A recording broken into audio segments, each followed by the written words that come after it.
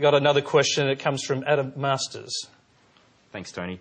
Prime Minister, following WikiLeaks' publishing of classified documents in December of last year, you labelled the organisation's actions illegal, despite being unable to identify any law which had actually been broken.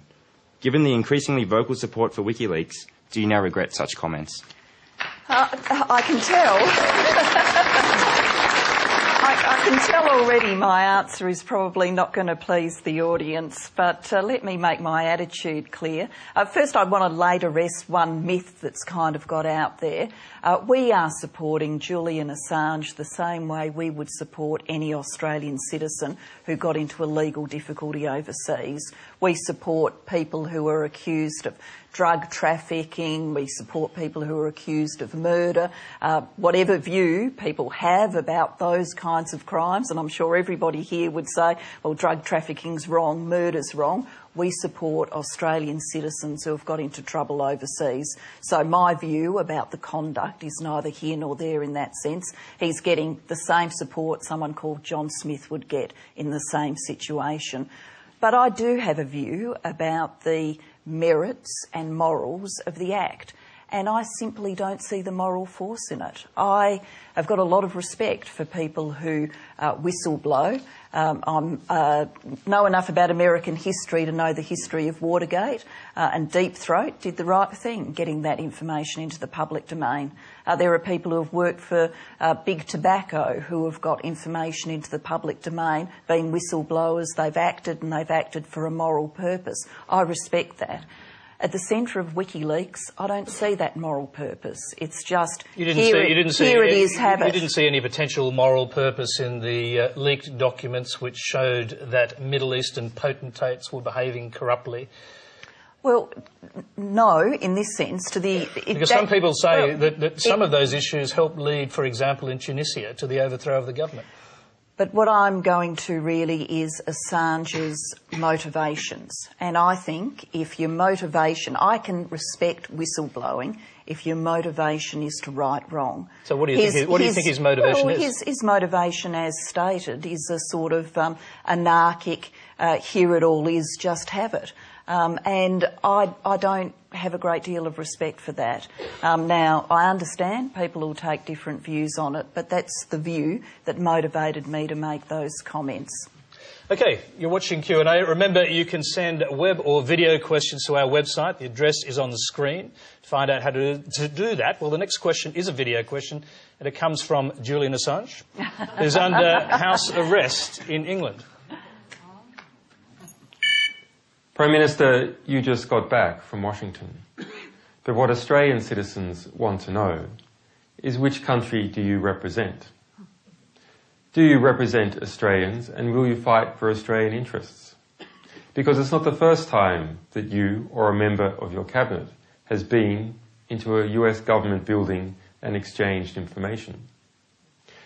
In fact, we have intelligence that your government has been exchanging information with foreign powers about Australian citizens working for WikiLeaks.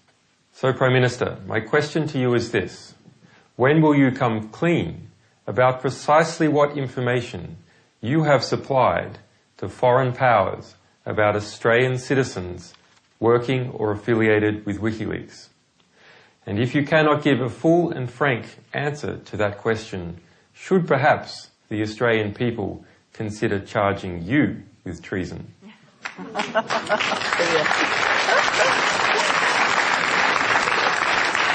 take the treason part first, if you like. Well, of course, as Prime Minister of this country, I represent this country all day, every day. You don't have an accent like mine and get confused with being someone from another nation, so let's just put that to rest. On the exchange of information he's talking about, I honestly don't know what he is talking about. So I'm afraid I can't help him with full and frank disclosures. I don't know anything about exchanging information about people who work for WikiLeaks. So it hasn't happened to your knowledge? To my knowledge, it hasn't happened.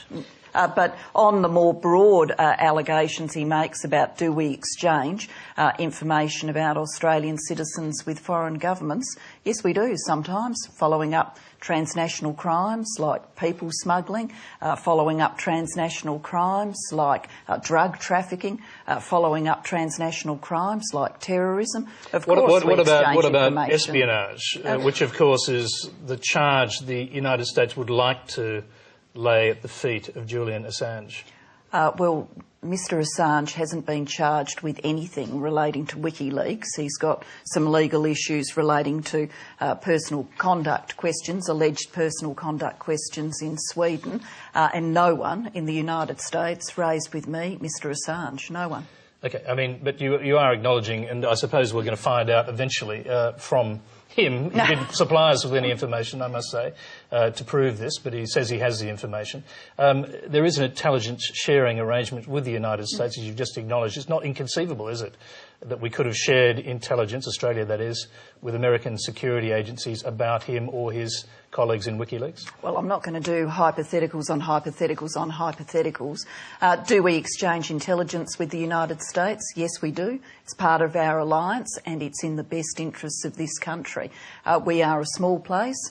We therefore, in population terms, we therefore can't have the world's best intelligence networks. We just couldn't support them in terms of money and capacity. It's in our interests to share intelligence with a nation like the United States, which is part of our defence arrangements with them. And so it should be. All right, we've got a web question on this subject. It's from Nin Boutros in Melbourne.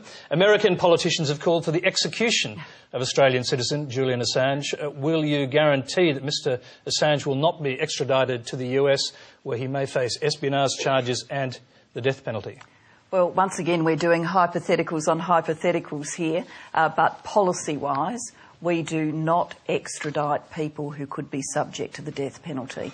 It's not a question of Mr Assange or not Mr Assange. That's Australian policy. We just don't. Okay, next question, and we'll move on to